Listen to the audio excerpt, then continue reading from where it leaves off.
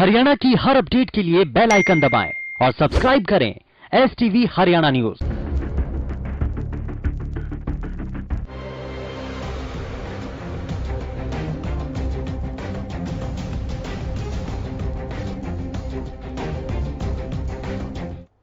नमस्कार, खबर गरम है देख रहे हैं आप और मैं हूं आपके साथ सोनिया सत्यानेता। सोनीपत शराब घोटाले का मुद्दा अब सुर्खियां बन चुका है।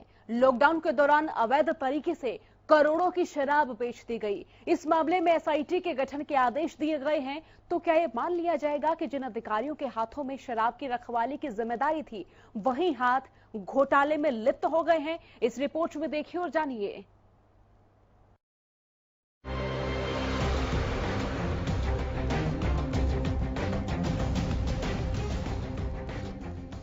सोनीपत शराब घोटाला अब सुर्खियां बन चुका है। वो कहते हैं पुलिस ही जब चोर बन जाए तो सुरक्षा भगवान भरोसे ही होती है।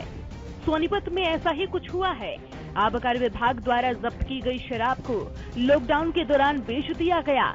एक दो बोतल नहीं बल्कि 5000 से ज्यादा शराब की पेटियां गायब हो गई। इस मामले में एक के बाद एक चौंकाने वाले खुलासे हो रहे हैं। बताया जा रहा है कि आबकारी विभाग द्वारा जब्त की गई शराब जिस गोदाम में रखी गई थी, उसकी दीवार को तोड़कर रात के अंधेरे में शराब की पेटियां निकाली जाती थी। पक्की दीवार तोड़े जाने के बाद दोबारा उसे ईंट और सीमेंट से बंद कर दिया जाता था। सूत्रों की माने तो लॉकडाउन के दौरान रात के अंधेरे में शराब को ट्रकों में भरकर यहां से बाहर निकाला गया और लॉकडाउन के बाद भी रास्ते में पुलिस की कहीं इन ट्रकों पर नजर ही नहीं गई या फिर इन्हें रोका ही नहीं गया। गोदामों में दूसरे राज्यों में बनी शराब भी रखी हुई थी। ऐसे ब्रांड की शराब मिली है जो हरियाणा में बनती ही नहीं है। इससे अंदाजा लगाया जा रहा है कि इन गोदामों से शराब की तस्करी दूसरी जगह होती थी। गोदामों को ट्रांजिट सेंटर बनाया गया था। महीनों तक ये पूरा खेल चलता रहा, लेकिन किसी को भनक तक नहीं लगी। मामले का खुलासा तब हुआ जब शराब के स्टॉक की जांच की गई। जांच कर रहे अधिकारियों के होश ही उड़ गए। मामले में बड़ी बात यह है कि शराब रखने के लिए पुलिस और एक्साइज डिपार्टमेंट के 2 गोदाम बने हुए हैं। इनमें दोनों की ओर से शराब रखी हुई है। पुलिस के गोदाम में चोरी की FIR दर्ज हो चुकी है, लेकिन एक्साइज डिपार्टमेंट अभी नींद में ही सोया हुआ है। उसकी ओर से अभी केस दर्ज नहीं कराया गया है। बहरहाल मामला गृह मंत्री अनिल विज तक पहुंच चुका है। गृह मंत्री ने इस मामले में SIT का गठन किया है। गठित की जा रही SIT दोनों ही गोदामों के मामले की जांच करेगी। तो पुलिस का गोडाउन था, उसमें जो सामान चोरी हुआ था, लगभग 5500 पेटियां चोरी हुई थी। उसकी FIR दर्ज हो गई है।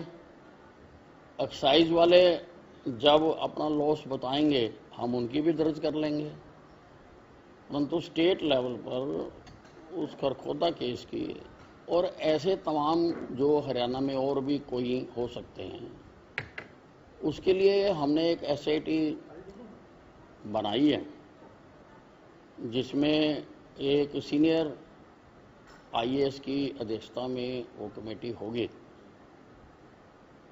IAS के लिए 3 नाम मैंने तजवीज़ किए हैं: अशोक खेमका, संजीव कौशल, TC गुप्ता। 3 नाम तजवीज़ किए हैं। इनमें से किसी भी एक नाम पर या किसी अन्य नाम पर मुख्यमंत्री जी फाइनल करेंगे। और पुलिस से ADGP सुभाष यादव को लिया गया है और एक्साइज एंड टैक्सेशन से एडिशनल कमिश्नर विजय सिंह को इसमें मेंबर बनाया है। चौंकाने वाली बात तो ये है कि जिस गोदाम में शराब रखी गई थी वो जमीन वक्फ बोर्ड की है और एक महिला के नाम पर लीज है और उसके पति भूपेंद्र के खिलाफ शराब तस्करी के कई मामले दर्ज हैं। यानी शराब की तस्करी करने के आरोपी के गोदाम में ही शराब रख दी गई। हमने FIR भी दर्ज कर दिया है, SIT भी जांच करेगी। अब ये जांच के विषय हैं सारे कि कौन इसमें शामिल हो सकता है, क्योंकि जो तथाकथित भूपेंद्र सिंह की पत्नी की जमीन बताई जा रही है, उसके ऊपर पहले भी कई केस ये आबकारी के मामले दर्ज हैं। तो ऐसे आदमी के गोडाउन में तो इतनी शराब रखनी ही नहीं चाहिए थी। तो उस पॉइंट को भी जांच करेंगे भी क्यों रखी गई।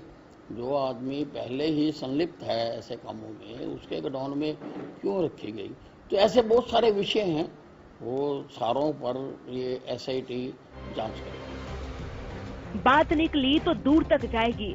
जांच होगी तो कई अधिकारियों के दामन भी दागदार हो सकते हैं, क्योंकि इतनी बड़ी चोरी किसी बड़े अधिकारी या फिर प्रभावशाली की मिलीभगत से ही हो सकती है। पुलिस और एक्साइज डिपार्टमेंट के कर्मचारियों की मिलीभगत से इनकार नहीं किया जा सकता।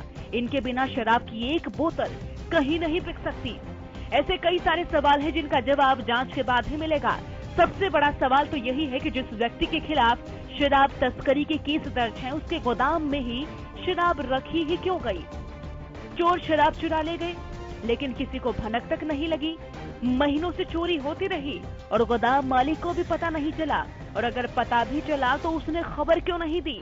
सवाल कई हैं, जिसका जवाब SIT को 1 महीने के अंदर देने को कहा गया है। यानी 1 महीने के अंदर SIT पूरे मामले की जांच कर रिपोर्ट सौंपेगी। हरियाणा न्यूज के लिए चंडीगढ़ से राकेश गुप्ता की रिपोर्ट।